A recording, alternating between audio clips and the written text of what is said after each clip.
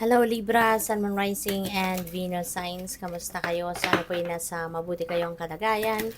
Welcome back po sa Star Tarot. At kung bago kayo rito, welcome din po kayo. Please subscribe, like, share my videos, and leave me a comment kung nakaresonate po kayo. Thank you. So, first message ni Libra is honor your feelings, Archangel Haniel.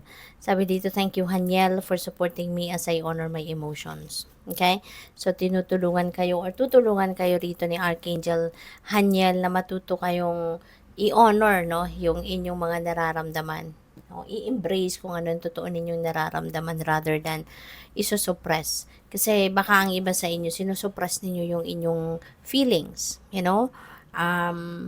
For whatever reason. Pwedeng nahihiya kayo magpakita ng inyong totoong nararamdaman or pwedeng merong kumokontrol sa'yo. Diba? Minsan, diba, may mga taong hindi pwedeng maging masaya. Diba? Kasi merong magagalit, may mga ganon. Kaya, maaaring may iba sa inyo na ganon ang sitwasyon, ano? But now, you are being, reminded, no, to honor your feelings. Kasi, nararamdaman ninyo yan eh. 'Di ba? Sa inyo yan ang galing. Pakiramdam ninyo yan. So, honor your feelings. When you are happy, be happy. Act happy. 'Di ba? Kung malungkot kayo, 'di ba? Pakita ninyong malungkot kayo. 'Di ba? Hindi po pwedeng malungkot tapos nagpe-pretend na masaya. 'Di ba? So, mas magandang ipakita mo kung ano yung totoo mong nararamdaman. 'Di ba? So, what else? We have a spiritual gifts, Archangel Raziel. Thank you, Raziel, for helping me channel my gifts and talents. Ayan, maganda. Tutulungan kayo ni Archangel Raziel dito, no, na tawag dito, maisabuhay ninyo yung mga spiritual gifts, no, and talents na binigay sa iyo ng divine. 'Di ba? Maaring ngayon magkakaroon kayo ng lakas ng loob na gamitin na ito, i-embrace na 'to. Kasi 'di ba, may mga taong nahihiya, no, na nahihiyang ilabas, no, na meron silang talento, ipakita ang talento, yung mga spiritual gifts, 'di ba? Sometimes it's either natatakot na isabuhay kung ano man ang mga spiritual gifts or nahihiya, pwedeng ganon. But with the help of Archangel Raziel, no, you'd be able now to embrace the spiritual gifts and talents na binigay sa iyo ng Divine Universe. So we also have unconditional love. Wow, napakaganda nito. This is the Divine Mother. This is Mama Mary, kumbaga. Thank you, Divine Mother, for helping me to give and receive the love I deserve. Okay? So, nagpaparamdam din dito si Mama Mary sa inyo, no? Na nandiyan siya, no? She's giving you her unconditional love. Diba? Tinatanggap kanya, tinutulungan kanya, pinoprotektahan kanya yung ganon. Okay? Maybe ang iba sa inyo, baka may devotion kayo kay Mama Mary, baka lagi din kayo nagdadasal ng rosary, yung gano'n, ano? Kaya, nandito rin, nagpaparamdam sa inyo si Mama Mary. Signs from heaven. Thank you, heaven, for sending me reminders of your presence. So, maaaring may mga signs, symbols, omens, synchronicities na nare-receive kayo, and that is guidance para sa'yo. Okay? Pwedeng sagot ito sa mga dasal mo. Maybe you're asking for signs, you're asking for guidance, no? Kaya ito, nandito na yung mga signs from heaven. Or pwedeng there is a circumstances sa buhay mo sa ngayon na kailangan mo ng gabay, kaya pinapadalhan ka ng mga signs para na para makita mo at masundan mo, no, kung saan ka nito dadalhin. Okay? So, good luck. Thank you for subscribing, and if you haven't subscribed yet, subscribe na po kayo.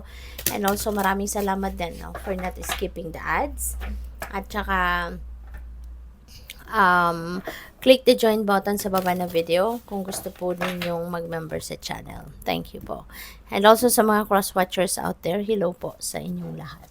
So, we have Frog, Prosperity, Libra, napakaganda. Let go of the past and embrace change. Opportunities are close at hand. Hop into this new day with joy, abundance, and good fortune await you. Wow. So, napakaganda. Siswertehin kayo sa ngayon, lalo-lalo na pagdating sa pera. Meron pa mapaparating na abundance and prosperity and good fortune. So, now is the perfect time, 'di ba? Para i-align ninyo ang inyong sarili, no, with this energy. Um, mag-project ng gratitude, okay? At saka mag-project ng positivity lang para walang maging sagabal, no, sa pagpasok ng mga biyayang ito para sa iyo. Okay? Maari din na meron dito mga pagbabagong magaganap, 'di ba? Sabi dito, embrace change. Okay? So may mga shifts na pwedeng mag-unfold sa buhay ninyo sa ngayon. Mawawala na or makakalimutan na or isasantabi na kung ano yung nakaraan at maging bukas na kayo. No? Mabuksan ninyo ang inyong sarili at inyong mga puso para sa pagbabago. Okay? We have patience. Create a place in nature's stillness and be renewed. Take time alone to find balance. Ayan. So, kailangan ninyo ngayon na magpahinga. Kailangan ninyo na umatras muna ng kahit saglit lang sa kung ano man ang mga pinagkakaabalahan ninyo, ano man ang mga bagay na pinagfo-focusan ninyo.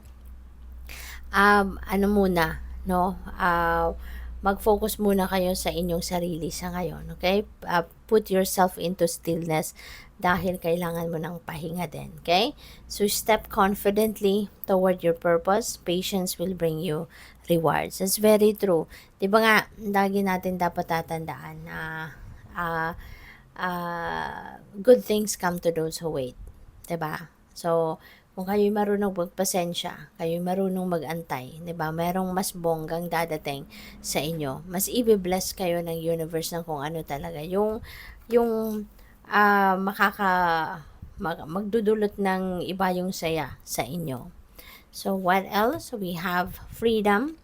Your heart is pure and free. A greater purpose calls you. You have unlimited reserves of stamina and strength, so which is really good.